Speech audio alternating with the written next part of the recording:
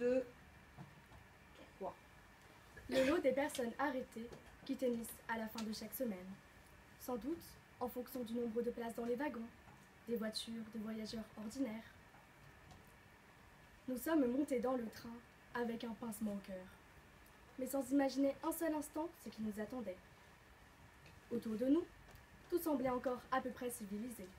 Les SS ne nous traitaient pas avec mépris ou violence, et seuls 2 d'entre eux, chacun à un bout du wagon, assuraient la surveillance.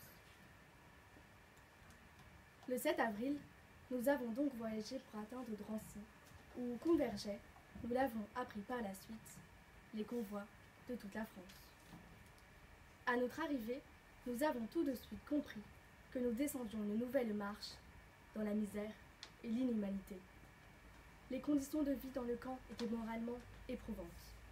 Matériellement, elles étaient aussi très dures. Nous étions mal couchés, nous mangeons mal, même s'il faut relativiser, car à moins d'être millionnaire, on mangeait à l'époque très mal partout en France. C'est surtout l'angoisse qui régnait à Drancy, même si certains se raccrochaient à l'idée d'un débarquement prochain. Ils espéraient tellement une rapide libération qu'ils faisaient tout leur possible pour gagner du temps et reculer leur départ. Pour la plupart, cette espérance s'avéra illusoire.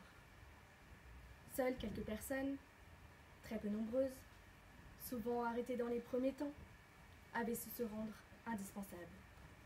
Il s'agissait de médecins, d'employés aux écritures, de membres de ce que l'on pourrait appeler la structure administrative, même si ce sont de bien gros mots pour une aussi pauvre réalité.